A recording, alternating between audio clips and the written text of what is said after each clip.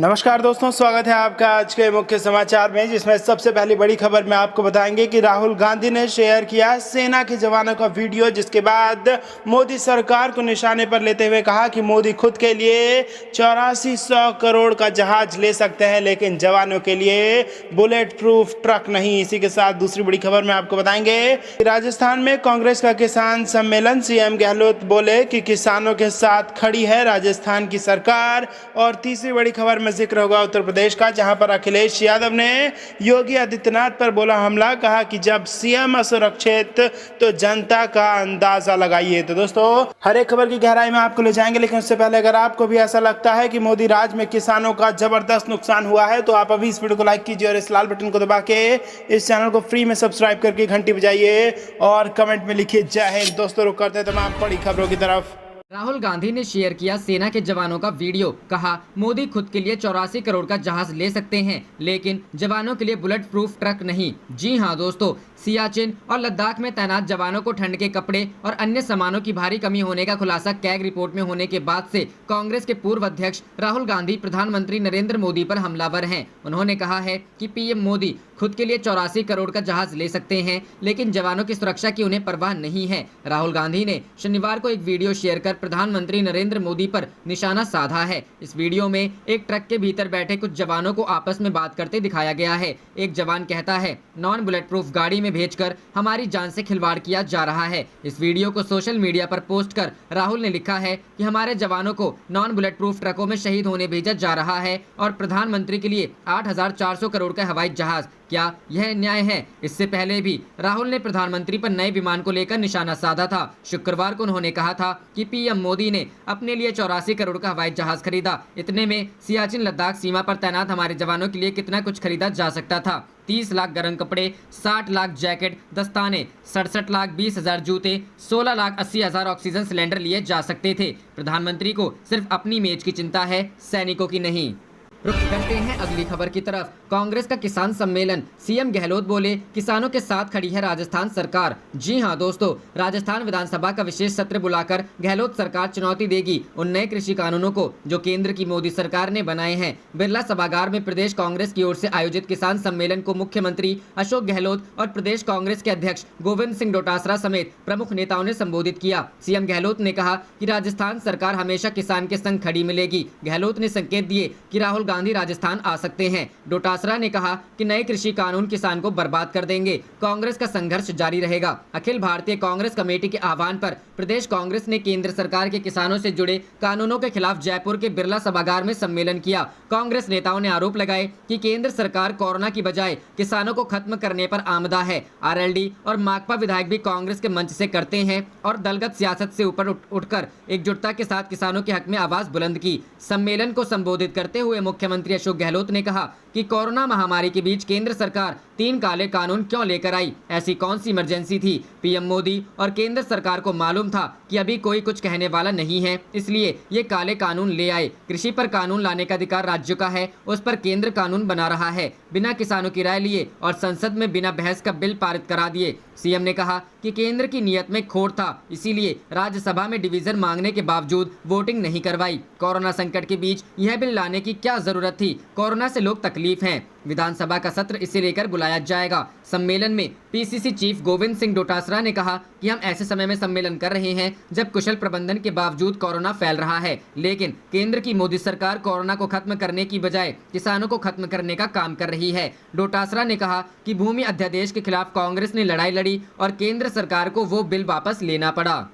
रुक करते हैं अगली खबर की तरफ। अखिलेश यादव ने किया योगी आदित्यनाथ पर हमला, बोले जब सीएम असुरक्षित तो जनता का अंदाजा लगाइए। जी हां दोस्तों, समाजवादी पार्टी के अध्यक्ष और पूर्व मुख्यमंत्री अखिलेश यादव ने शनिवार को मुख्यमंत्री की सुरक्षा व्यवस्था पर तंज कसते हुए सवाल उठाया है कि जब 2020 में भी उनकी सुरक्षा को इतना खतरा है तो अंदाजा लगाएं कि प्रदेश की जनता किस हाल में है। सपा की ओर से शनिवार को जारी एक बयान में अखिलेश यादव ने कहा है कि प्रधानमंत्री की तरह उत्तर प्रदेश के मुख्यमंत्री की सुरक्षा व्यवस्था और ज्यादा पुख्ता कर दी गई है। मंत्रिमंडल से परिपत्र के जरिए प्रस्ताव को मंजूरी मिल गई है। इसे ग्रीन बुक में भी दर्ज किया जाएगा। प्रधानमंत्री के सुरक्षा प्रबंधन का ब्यौरा ब्लू बुक में होता है। अखिलेश ने कहा कि उसके अध्ययन के बाद मुख्यमंत्री की ग्रीन बुक की समीक्षा की गई है। वैसे जब से मुख्यमंत्री सत्ता में आए हैं बराबर उनकी सुरक्षा की समीक्षा होती रही है, लेकिन यह प्रश्न तो उठता है कि जब 2020 में भी मुख्यमंत्री की सुरक्षा को इतना खतरा है तो अंदाजा लगाएं प्रदेश की जनता किस हाल में है। अखिलेश यादव ने कहा कि भारतीय जनता पार्टी के राज में रोज वही कहानी दोहराई जाती है।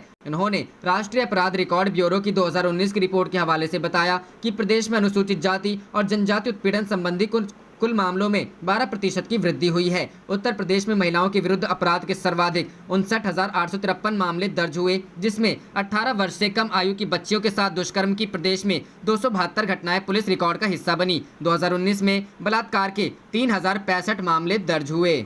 रुख करते हैं अगली खबर की तरफ। हमने खाली खजाने से भी 27 लाख किसानों का कर्ज माफ किया, कमलनाथ। जी हां दोस्तों, प्रदेश के पूर्व मुख्यमंत्री कमलनाथ ने शिवराज सिंह के द्वारा मंदसौर, आगर व हाट पिपलिया की सभाओं में दिए गए बयान पर पलटवार करते हुए कहा कि हमने तो खाली खजाने से भी 27 लाख किसानों का कर्ज माफ किया और हमारी सरकार रहती तो जो किसान बचे थे उनका भी कर्ज माफ हो जाता। यह तो आपकी सरकार ने खुद विधानसभा लिखित रूप में स्वीकारा है। नाथ ने कहा कि शिवराज जी कितना झूठ बोलते हैं और कैसे दूसरों का यश अपने खाते में लेते हैं, उसका नमूना आज उनकी सभाओं में देखने को मिला। किसानों को कह रहे थे कि मैंने 6 माह में आपके खाते में 23,000 करोड़ राशि डाल दी। इसमें उन्होंने बीमा कंपनी की राशि भी जोड़ दी, प्रधानमंत्री सम्मान निधि के पैसे भी जोड़ दिए। नाथ ने कहा किसानों की फसलें खराब पर उन्हें 1 पाई का भी मुआवजा भी आज नहीं मिला है, उसके भी 4,000 करोड़ रुपए उन्होंने खुद ही जोड़ दिए। समर्थन मूल्य की खरीद के पैसे भी जोड़ दिए, ऐसे कई पैसे उन्होंने जोड़ दिए। नाथ ने कहा कि शिवराज भाषणों में वह सामाजिक सुरक्षा पेंशन की राशि, गरीबों को मिलने वाला राशन, आटा नमक, मध्याह्न भोजन योजना, छात्रवृत्ति योजना की राशि का भी जिक्र कर रहे थे। यह सारी योजनाएं वर्षों से चली आ रही है। यह किसी सरकार की कोई उनके लिए सौगात नहीं है, यह प्रदेश की जनता का हक है जिसे देना हर सरकार का कर्तव्य है। और इसे भी वह इस तरह से गिना रहे हैं कि यह कोई शिवराज सरकार की योजना है। यह तो जब शिवराज जी जब आप प्रदेश के मुख्यमंत्री भी नहीं बने थे तब भी यह नागरिकों को मिलता था और आप मुख्यमंत्री नहीं रहेंगे तब भी मिलता रहेगा। रुख करते हैं अगली खबर की तरफ। जम्मू कश्मीर हाईकोर्ट का ऐतिहासिक फैसला, विवादास्पद एक्ट को असंवैधानिक बताया। जी हां दोस्तों, जम्मू कश्मीर हाईकोर्ट ने एक विवादास्पद एक्ट को असंवैधानिक घोषित कर दिया है। हाईकोर्ट ने ऐतिहासिक फैसला सुनाते हुए विवादास्पद रोशनी अधिनियम को संवैधानिक घोषित कर दिया। कोर्ट ने निर्देश दिया कि 25,000 करोड़ रुपए की भूमि आवंटन योजना की जांच सीबीआई को ट्रांसफर किया जाए। सीबीआई करेगी जांच। जम्मू कश्मीर की चीफ जस्टिस गीता मित्तल और जस्टिस राजेश बिंदल की अध्यक्षता में गठित डिवीजन बेंच ने मामले की जांच सीबीआई को देने का निर्देश जारी किया। क्या है रोशनी एक्ट? गौरतलब है कि जम्मू कश्मीर में 20 लाख कनाल सरकारी भूमि पर नेताओं, पुलिस अधिकारियों, नौकरशाही, राजस्व अधिकारियों के अवैध कब्जे को जायज बनाने के लिए रोशनी एक्ट बनाया गया, जिसमें करोड़ों रुपयों की जमीन बहुत कम दामों पर दे दी गई। कब हुआ अधिनियमित? नवंबर 2001 में विधानमंडल ने इसे अधिनियमित किया और मार्च 2002 में इसे लागू किया गया था, पर जम्मू कश्मीर हाईकोर्ट ने इसे असंवैधानिक घोषित कर दिया। करते हैं अगली खबर की तरफ। चुनाव, प्रवासियों और नौकरी संकट पर केंद्रित हो सकता है कांग्रेस का घोषणा पत्र। जी हां दोस्तों, कांग्रेस बिहार में आगामी विधानसभा चुनाव के लिए घोषणा पत्र में लॉकडाउन जैसे संकट से बचने के लिए हर राज्य में एक कंट्रोल रूम और सुविधा केंद्र बनाने का वादा कर सकती है। इसके साथ ही 18 महीनों में सभी सरकारी रिक्तियों को भरने और न्यूनतम समर्थन मूल्य के कड़ाई से लागू करने जैसे मुद्दों के शामिल किए जाने की संभावना है। रिपोर्ट के मुताबिक इस मामले से परिचित लोगों ने यह जानकारी दी है। पार्टी के घोषणा पत्र समिति के अध्यक्ष आनंद महादेव ने कहा कि चुनाव घोषणा पत्र वह दस्तावेज है जिसमें यह बताया जाता है कि अगर उनकी पार्टी सत्ता में आती है तो अगले 5 वर्षों के लिए पार्टी के वादे, कार्यक्रम और नीतियां क्या होंगी। इस दस्तावेज को अंतिम रूप दिया जा रहा है और जल्द ही इसे जारी किया जाएगा। उन्होंने कहा, हमने बिहार के प्रवासी श्रमिकों के लिए देश के हर राज्य में नियंत्रण कक्ष, सह सुविधा केंद्र का वादा किया है ताकि उन्हें संकट में मदद मिल सके। हमने देखा कि बिहार से 35 लाख प्रवासी श्रमिक और उनके परिवार के सदस्य बिना किसी सरकारी मदद के लॉकडाउन की अवधि के दौरान राज्य भर में अपने घरों तक पहुंचने के लिए नंगे पैर चले। घोषणा पत्र का शीर्षक परिवर्तन पत्र रखा गया है। इसमें समान काम के लिए समान वेतन, रोजगार के अवसरों में वृद्धि, कानून व्यवस्था में सुधार, उद्योग को पटरी पर लाने और किसानों को फसलों के उचित मूल्य प्रदान करने के बारे में भी बात की जाएगी। महागठबंधन में राष्ट्रीय जनता दल के छोटे भाई की भूमिका निभाने के बावजूद कांग्रेस अपने खुद के घोषणा पत्र के साथ आ रही है।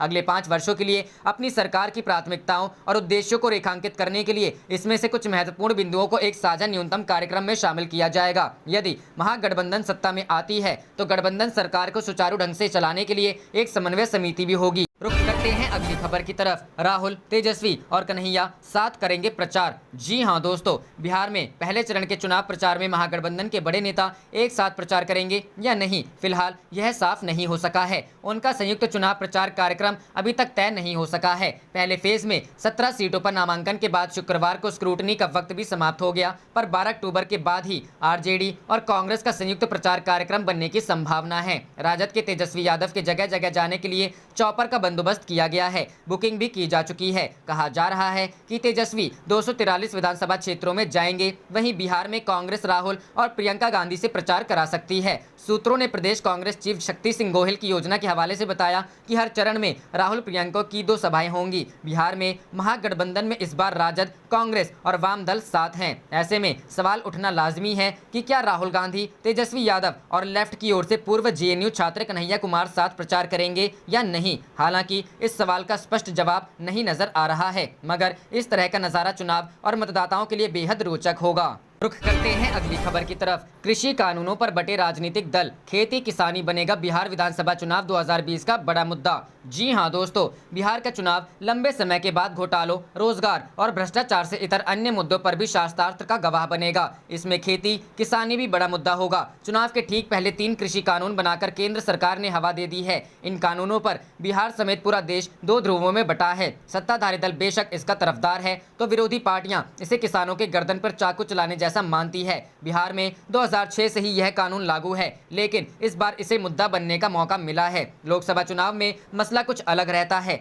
सत्ता पक्ष भी जान रहा है कि उन मसलों के आधार पर विधानसभा चुनाव जीतना आसान नहीं होता है। लिहाजा कोरोना और प्रवासी मजदूरों की बात छोड़ दे तो किसान इस बार के चुनाव में फोकस बिंदु बनने वाला है। टिकट की आपाधापी खत्म होते ही दोनों पक्ष एक बार फिर इसके श्वेत श्याम पक्ष के साथ किसानों के बीच उतरेंगे। ऐसे में कौन अपने समर्थन में किसानों को गोलबंद कर पाएगा, यह तो चुनाव बाद पता चलेगा, लेकिन उनको रिझाने की हर कोशिश चुनाव पहले से ही शुरू है। केंद्र के इन 3 कानूनों का असर राजनीतिक दलों पर ऐसा हावी हुआ कि कांग्रेस किसानों की कर्ज माफी भी भूल गई और भाजपा कृषि उत्पादों की कीमत दूना करने पर भी चर्चा नहीं कर रही है। हालांकि भाजपा इतना जरूरत कह रही है कि नए कानून से किसानों को लाभ होगा। जेडीयू भी मुख्यमंत्री नीतीश कुमार के 15 साल में कृषि विकास के लिए किए गए कार्यों की चर्चा करने से नहीं चूक रहा है। वह नए कानूनों के समर्थन में भी खड़ा है।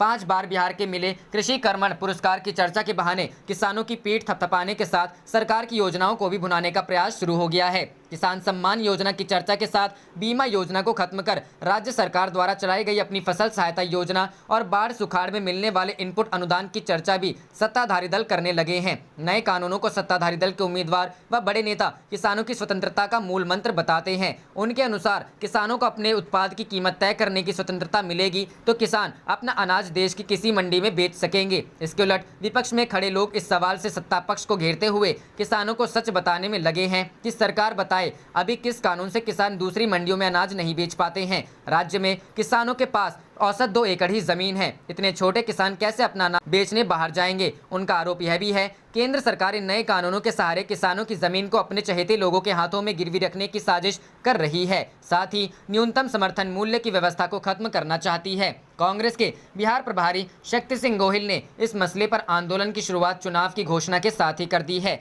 सत्ताधारी दल की ओर से राज्य के कृषि मंत्री डॉक्टर प्रेम कुमार और पूर्व केंद्रीय कृषि मंत्री राधा मोहन सिंह को किसानों के बीच सच ले जाने का भार सौंपा है। बहरहाल किसानों को लामबंद करने की कवायद अब शुरू हो गई है, लेकिन चुनाव में किसका तर्क किसानों को अपनी ओर आकर्षित करेगा यह तो वक्त ही बताएगा। लेकिन इतना तय है कि इस बार के चुनाव में किसान और कृषि विकास एक बड़ा मुद्दा बनेगा।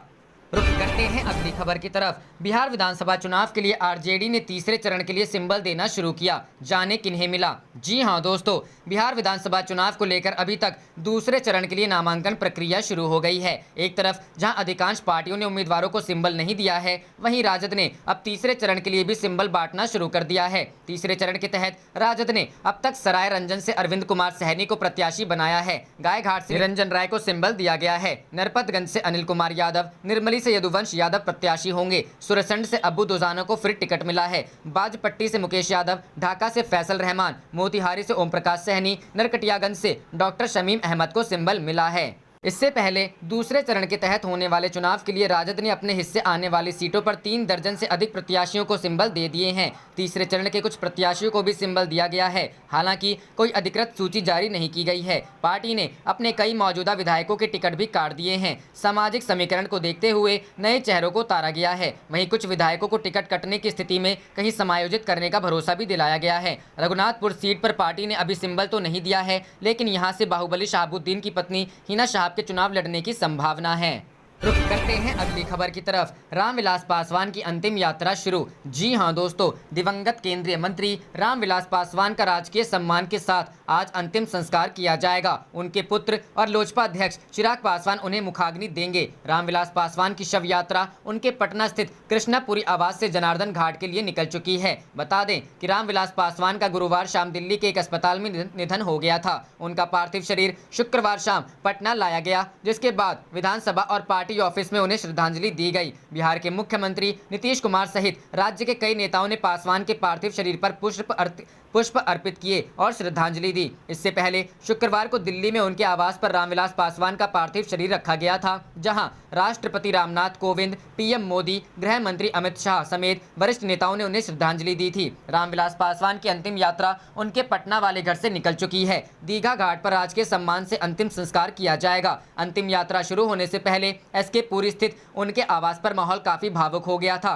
बेटे चिराग पासवान ने जैसे ही पिता को कंधा दिया, लोगों की आंखें नम हो गई। रामविलास अमर रहे के नारे लगे। रामविलास जी बिहार ही नहीं, देश के नेता थे। वो एक जन नेता थे। मैं अटल जी की सरकार में उनके साथ कोयला खान राज्य मंत्री था। मैं उनकी क्षमता जानता हूं। वो उपेक्षितों की एक बहुत बड़ी आवाज बने। यह उनके जाने का समय नहीं था। पटना में केंद्रीय मंत्री रामविलास पासवान के घर के बाहर कई राजनीतिक नेताओं और लोगों की भीड़ उमड़ी। रामविलास के पार्थिव शरीर को अंतिम संस्कार के लिए ले जाया जा रहा है। एलजेपी के नेता के पार्थिव शरीर को कल रात दिल्ली से पटना लाया गया था। केंद्रीय मंत्री रामविलास पासवान के निधन के बाद उनके सम्मान में आज राजधानी की विभिन्न इमारतों पर राष्ट्रीय ध्वज आधे झुके रहे। रामविलास पासवान को श्रद्धांजलि देने के बाद बिहार के मुख्यमंत्री नीतीश कुमार ने कहा कि उनके निधन से हम सभी दुखी हैं। उन्होंने युवा अवस्था से ही सेवा का काम किया है। हम उन्हें श्रद्धांजलि देते हैं। कामना करते हैं कि उनके जो काम है उनको लोग याद रखेंगे।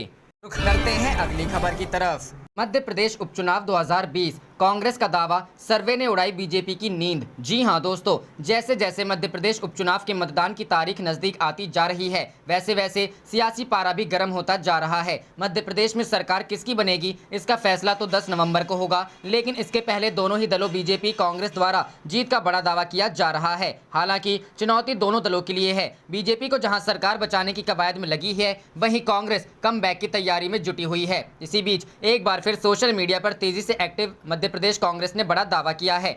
मध्य प्रदेश कांग्रेस का दावा है कि वे सर्वे में 28 की 28 सीटें जीत रहे हैं और पीसीसी चीफ कमलनाथ दोबारा से मुख्यमंत्री बनेंगे। एमपी कांग्रेस ने ट्वीट कर लिखा है कि ताज़ा सर्वे ने बीजेपी की नींद उड़ा दी है। एक भी सीट पर जीत की संभावना नहीं है। सर्वे के अनुसार कांग्रेस 28, बीजेपी 0, अन्य 0, लोकतंत्र जीत रहा है, नोटतंत्र हार रहा है। वहीं उन्होंने दूसरे ट्वीट में लिखा है कि ताज़ा सर्वे ने बीजेपी की नींद उड़ा दी है। कमलनाथ जी का मुख्यमंत्री बनना तय है। बीते दिनों पूर्व मंत्री और कांग्रेस विधायक जीतू पटवारी ने ट्वीट कर लिखा था कि आखिर वह दिन आ ही गया। लोकतंत्र के गद्दारों से, किसानों के हत्यारों से 3 नवंबर को बदला लेना है। 10 नवंबर को पुनः लोकप्रिय और जनहितैषी सरकार कमलनाथ जी के नेतृत्व में बनेगी। पूर्व मंत्री और कांग्रेस विधायक सज्जन सिंह वर्मा ने लिखा था कि मध्य प्रदेश में जनहितैषी कमलनाथ सरकार के साथ प्रदेश की जनता दीपावली मनाएगी। रुख करते हैं अगली खबर की तरफ। नॉन बुलेट प्रूफ ट्रक में जवान, पीएम के लिए करोड़ों का प्लेन, क्या यह न्याय है? राहुल गांधी। जी हां दोस्तों, कांग्रेस नेता राहुल गांधी वीवीआईपी हस्तियों के आने जाने के लिए विमान खरीदने को लेकर केंद्र की मोदी सरकार को लगातार निशाना बना रहे हैं। राहुल गांधी ने ट्रक में यात्रा कर रहे सेना के जवानों का एक वीडियो जारी किया है और कहा है कि जवानों को नॉन बुलेट प्रूफ ट्रकों में शहीद होने के लिए भेजा जा रहा है और प्रधानमंत्री के लिए 8,400 करोड़ रुपए का हवाई जहाज खरीदा गया है। राहुल गांधी ने शनिवार सुबह ट्वीट किया, हमारे जवानों को नॉन बुलेट प्रूफ ट्रकों में शहीद होने भेजा जा रहा है और पीएम के लिए 8,400 करोड़ के हवाई जहाज। क्या यह न्याय है? कृषि कानूनों के खिलाफ किसानों के आंदोलन में शामिल होने पंजाब पहुंचे राहुल गांधी से जब पूछा गया कि वह जिस ट्रैक्टर पर बैठे थे उसमें तो सोफे लगे थे, इस पर राहुल गांधी ने कहा था कि नरेंद्र मोदी ने 8,000 करोड़ के 2 प्लेन खरीद लिए, उसमें तो पूरा पलंग है, सिर्फ इसलिए क्योंकि उनके दोस्त ट्रंप के पास भी ऐसा ही है। इसके बाद वीवीआईपी विमान खरीदने के राहुल गांधी के आरोपों पर केंद्र सरकार ने जवाब दिया था। केंद्र सरकार ने कहा था कि इन विमानों को लाने की प्रक्रिया लगभग 10 साल पहले यूपीए के शासनकाल में शुरू हुई थी। एनडीए सरकार ने इस डील को तार्किक परिणति तक पहुंचाया है। रुक करते हैं अगली खबर की तरफ। पंचायत चुनाव फरवरी में कराने की तैयारी, राजनीतिक दल भी लड़ेंगे चुनाव। जी हां दोस्तों, यूपी में पंचायत चुनाव फरवरी में करवाए जा सकते हैं। सरकार के स्तर पर फरवरी और मई की कुछ तारीखों पर मंथन किया जा रहा है। इसमें ज्यादातर लोगों का सुझाव है कि मई में गर्मी ज्यादा पड़ेगी, इस वजह से चुनाव फरवरी में बोर्ड परीक्षा से पहले करवा लिए जाएं। पहले चुनाव दिसंबर में होने थे, वहीं इस बार खुलकर राजनीतिक दल भी हिस्सा ले सकेंगे। इससे चुनाव दिलचस्प होने के आसार हैं। अब राज्य निर्वाचन आयोग के कार्यक्रम के अनुसार वोटर पुनरीक्षण का काम शुरू हो गया है, जिसे 29 दिसंबर तक फाइनल करने की तैयारी है। इसके बाद पंचायतों के आरक्षण का काम होगा। इसके बाद चुनाव प्रक्रिया शुरू कर दी जाएगी। और आप देख रहे थे आपका अपना चैनल जय हिंद जय भारत।